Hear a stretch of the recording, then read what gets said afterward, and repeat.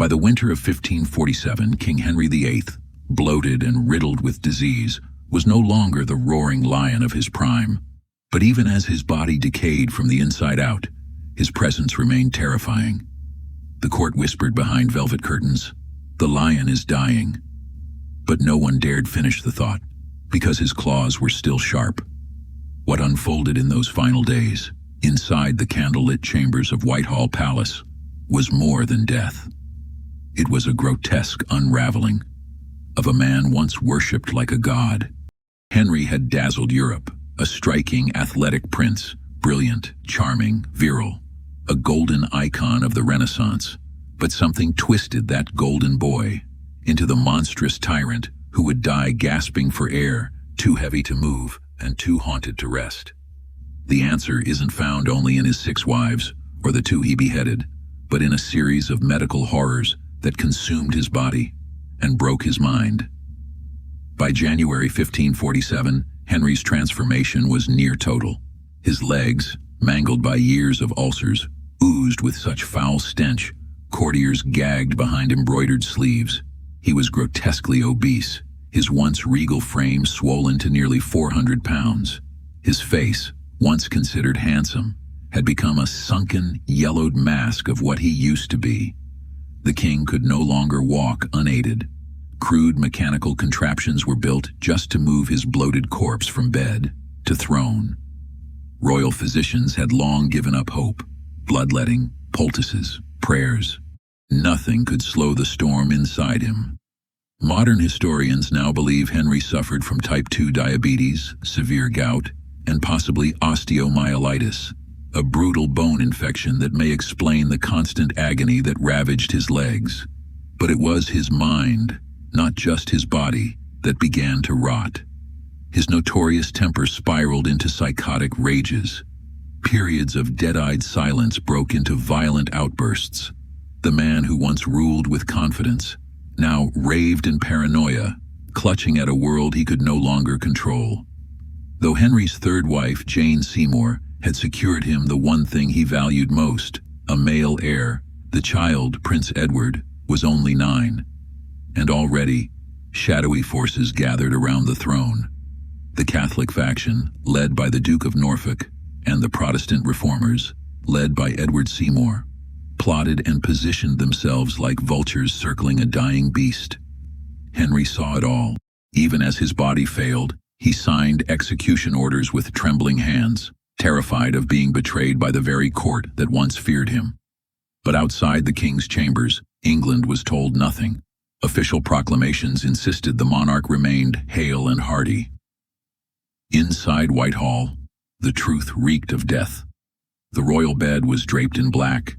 Incense burned endlessly, a futile attempt to mask the nauseating stench of decaying flesh. And at the center of it all, Henry, the man who once embodied the strength of the nation, now gasping like a beached whale, his screams echoing through the corridors at night. Each movement triggered paroxysms of agony, especially in his rotting legs. Treatments were desperate. Leeches, boiled onion poultices, even powdered human skulls. Nothing worked. Only opium dulled the pain. And with it, what little remained of Henry's sanity. He was now a man haunted, not by enemies, but by himself. The screams weren't just physical. They were the cries of a man drowning in guilt. Records describe him talking to people who weren't there. Ghosts of wives he murdered, rivals he had executed. At other times, he was lucid enough to obsess over his will, still trying to control the future with the same tyrannical grip he'd held in life. His religious torment was the final insult. This was the man who tore England away from Rome, who crowned himself head of the church. Now, at death's door, he vacillated wildly, ordering Catholic rites one day, Protestant sermons the next. His chaplain noted with dread how the king woke from nightmares, drenched in sweat, claiming he saw Thomas More, Anne Boleyn, standing at his bedside in silence. The monsters he had created were now coming for him, and while the king rotted from within, the court turned savage. Factions within the Privy Council schemed for the coming regency, like hyenas at a carcass.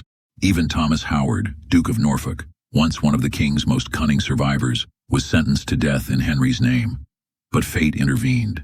Henry died before the axe could fall. On January 27, 1547, the king's decline took its final plunge. Witnesses reported a seizure so violent, it took multiple attendants to restrain him. His right side was left paralyzed, what we now recognize as a massive stroke. The doctors panicked. They knew failure meant disgrace, or worse. They burned his skin with hot irons, poured bitter draughts down his throat, and prayed harder than ever. Meanwhile, Archbishop Thomas Cranmer guarded the sick room like a fortress. No rumors could leak. If word spread that the king was near death, it could trigger rebellion or invasion. Even Queen Catherine Parr, his surviving wife, was barred from entry during Henry's most critical moments. The king drifted between reality and madness. In his brief moments of clarity, he spoke of hell, of judgment, of blood. The man who had once torn apart churches and families with cold certainty was now begging forgiveness in his sleep. And still, the court clung to illusion. They scrubbed him, perfumed him, cleaned his filth. But no ritual, no incense, no candlelight could hide the truth. His legs had rotted to the bone, and the king reeked of decay. Open windows let in the bitter February air, just to keep his caretakers from passing out. By February 27th, the charade collapsed. Henry's breathing slowed. His skin turned ashen. Cranmer was summoned. The king couldn't speak, couldn't move. So Cranmer leaned in close, whispering, asking the monarch to affirm his faith, not in ceremony, but in Christ alone. Henry couldn't respond, but slowly. He squeezed Cranmer's hand. It was the only answer he would give, the last act of a man who had ruled with terror. Henry VIII, once a titan of flesh and fury, died as grotesquely as he had lived. According to Protestant historians, his final act was a weak but deliberate squeeze of the hand. A desperate gesture some claim signaled a last-minute conversion. A moment of divine reckoning for a man soaked in blood and contradictions. And then, silence. Before the sun rose on January 28, 1547, the king was dead. Yet even in death, Henry's monstrous body commanded fear. His corpse, a swollen monument to years of unchecked power, indulgence, and disease, reeked of decay and dread. The official report read simply, natural decay. But modern experts have dug deeper, and the truth is far more gruesome. They point to heart failure, sepsis, untreated infections, and the slow, irreversible havoc of type 2 diabetes ravaging his body from the inside out. But it wasn't the death itself that terrified courtiers. It was what came next. The Privy Council sealed their lips and smothered the truth. For 3 full days, England didn't know its king was gone. Behind bolted doors, a shadowy game of power began. In the stillness of Whitehall's royal chamber, where Henry's enormous body lay bloating, the machinery of control shifted. Edward Seymour, uncle to the new boy King Edward VI, moved like a phantom through the court. No mourning, no hesitation, just cold, ruthless efficiency. Key fortresses were seized, rivals silenced. The crown was being passed from a dead tyrant to a 9-year-old, and Seymour made sure he was the hand that held it. By the time the death bells tolled on January 31st, Seymour had already installed himself as Lord Protector. In a single week, Henry's grip on the throne had decayed with his body. And what a body it was! Death revealed what the throne had hidden for too long.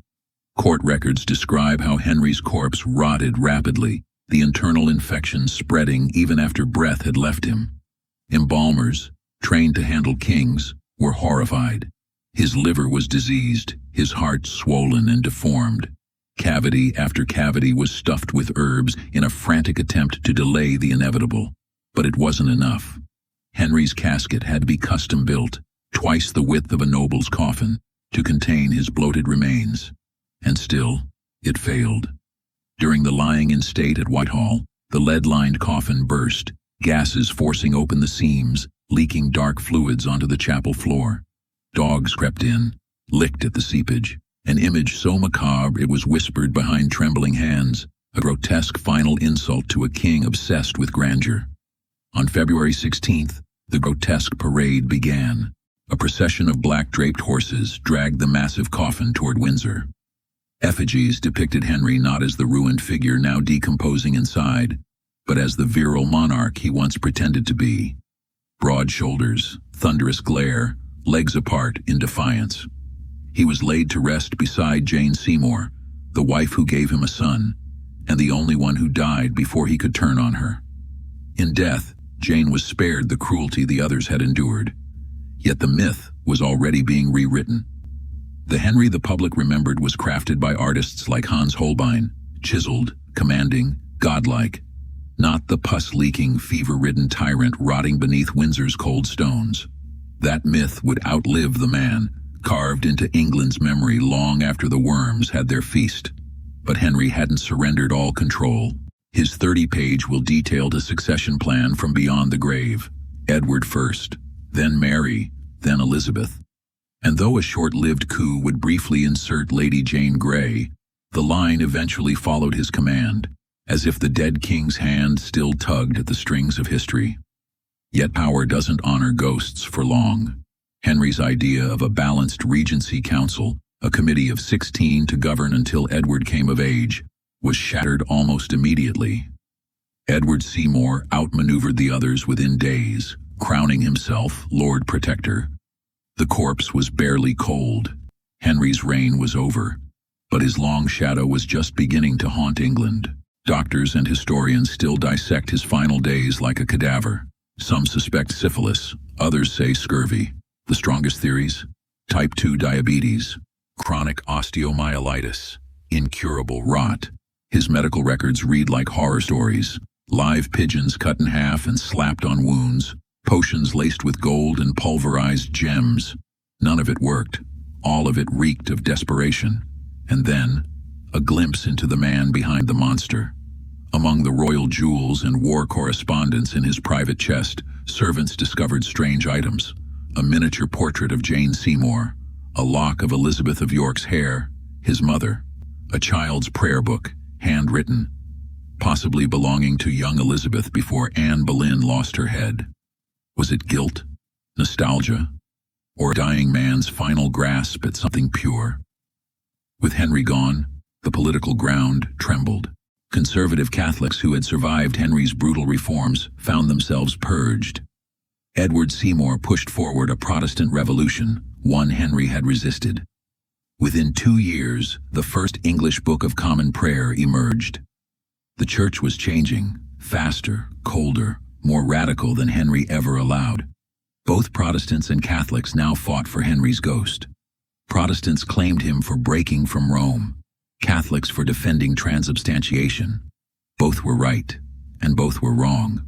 This theological schizophrenia spilled into the reigns of his children: radical Protestantism under Edward, bloody Catholicism under Mary, and the uneasy compromise of Elizabeth's middle path. All of it rooted in the contradiction that was Henry VIII. Even death didn't end the propaganda machine. With Edward VI now king in name, artists scrambled to project the illusion of continuity. Portraits of the child mimicked his father's famous pose, legs planted, arms defiant, eyes challenging the world. Even courtiers were ordered to bow to Edward's empty throne, as they had to Henry's. But behind the pageantry, something deeper stirred, a chill in the marrow of the nation. For nearly 40 years, Henry had been England, his voice law, his will divine. Now he was gone.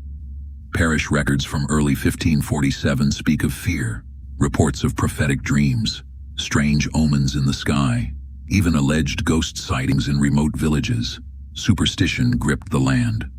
To a deeply religious people, Henry's death wasn't just a monarch passing, it was a cosmic disturbance.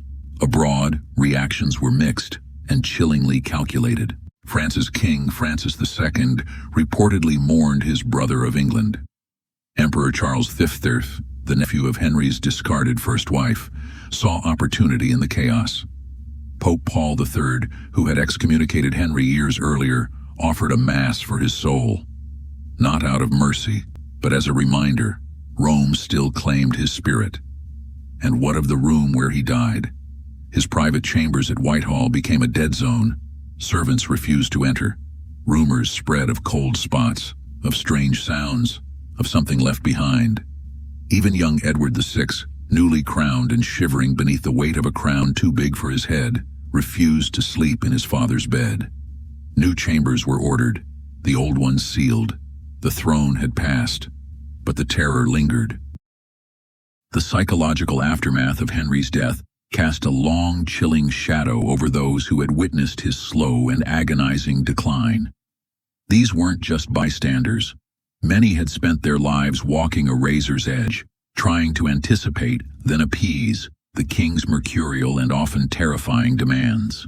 His final months remain among the most meticulously documented royal deaths in history, an eerie window into Tudor medicine, where the line between hope and helplessness blurred. His physicians recorded every painful treatment. Their notes, preserved with almost obsessive care, stand as proof that nothing had been spared in the desperate attempt to save him. Those pages reveal a grim dance between ancient Galenic theories and early Renaissance medicine, hot cupping to draw out dark humors, herbal concoctions based on classical texts, even the experimental use of water to soothe his ravaged body. And yet, every effort failed, exposing the cruel limits of the era's most advanced healers. Even in death, Henry's obsession with his image didn't fade. He gave explicit commands for a tomb unlike anything England had ever seen, a colossal monument crowned with 40 life-sized bronze figures and a towering equestrian statue of himself. This wasn't just vanity, it was a desperate bid to control how he'd be remembered. But fate had other plans. The massive project was left unfinished, starved of funds.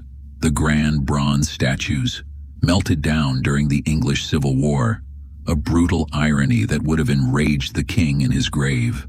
In the days immediately following his death, the court spiraled into a frenzy of shifting loyalties. Those who had fallen from grace cautiously emerged from the shadows, while others, once basking in royal favor, scrambled for new alliances. Letters survive. Heartbreaking pleas from long-serving attendants now cast adrift. Their skills, useless in a court that no longer demanded the volatile mastery needed to navigate Henry's wrath. Some former favorites couldn't bear the shift. The months after his death saw suicides, tragic echoes of a lost era. More profoundly, Henry's passing marked a seismic shift in English governance. The iron grip of a monarch whose will was law gave way to a fragile, uneasy power-sharing with the nobility. Edward Seymour, as Lord Protector, lacked Henry's iron fist. He relied on councils and consensus, setting a precedent that would slowly erode the idea of absolute monarchy, a concept Henry had championed his entire life. Even Henry's death became a haunting medical mystery, reinterpreted again and again across generations. Victorian doctors, steeped in moral judgment, saw his decline as divine punishment for sexual excess, diagnosing him posthumously with syphilis. The early 20th century painted a colder portrait: gout and diabetes.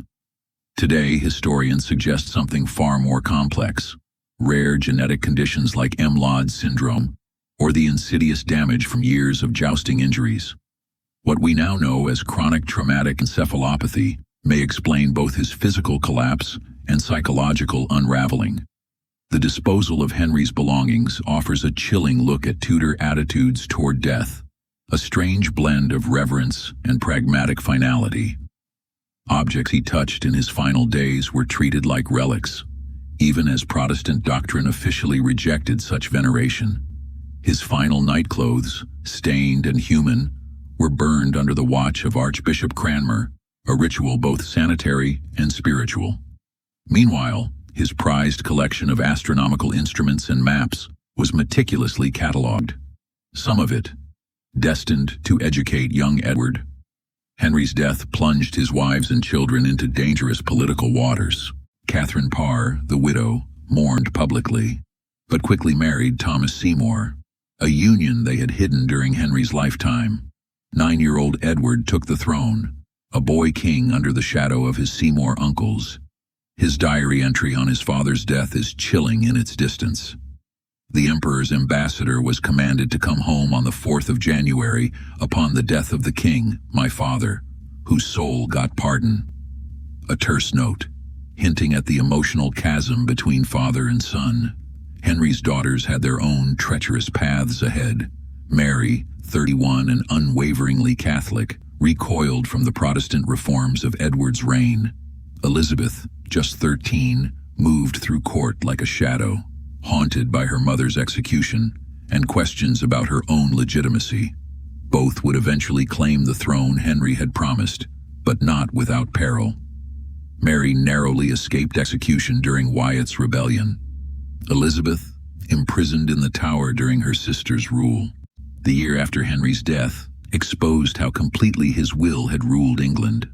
A mountain of unresolved decisions, matters normally beneath a king's notice, piled up.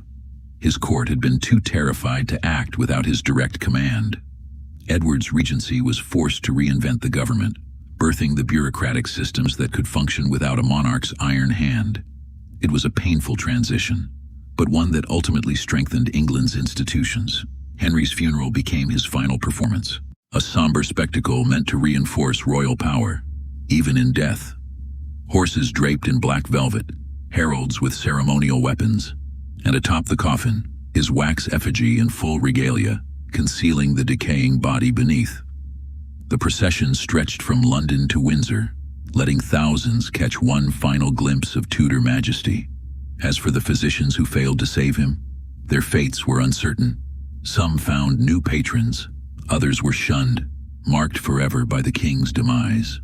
Thomas Wendy, one of the few brave enough to tell Henry he was dying, used that courage to secure a place under Edward's execution. A rare survivor, in a court still haunted by loss. The king's apothecaries found themselves under a dark cloud of suspicion, their inventories scrutinized with cold, relentless eyes. Every vial, every herb, every tincture used during Henry's final, agonizing illness was dissected and questioned. Was there negligence, or something darker, a deliberate hastening of death? Decades later, during eerie vault renovations in the 1800s, workers unearthed a haunting relic, Henry's enormous skeleton. It told a story all its own.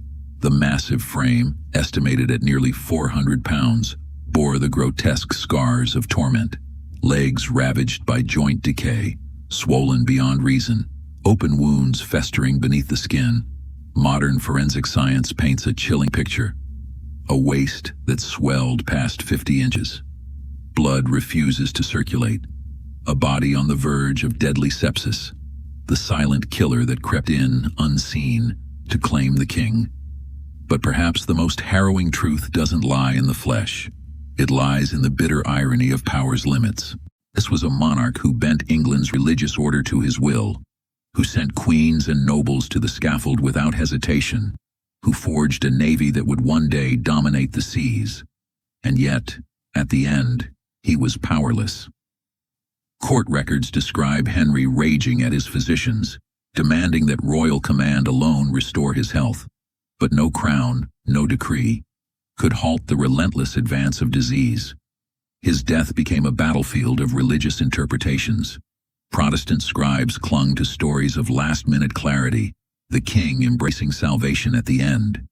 Catholic voices abroad claimed he died consumed by guilt, tormented by the severing of ties with Rome. But the truth? It's murkier. Evidence shows a man holding fast to a complex, tangled faith. He had rejected the Pope, yet never fully embraced Protestantism.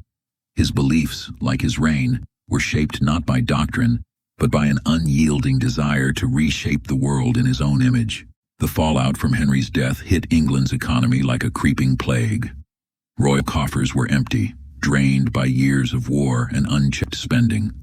Financial ledgers whisper of a king who poured the modern equivalent of £200 million into palaces alone.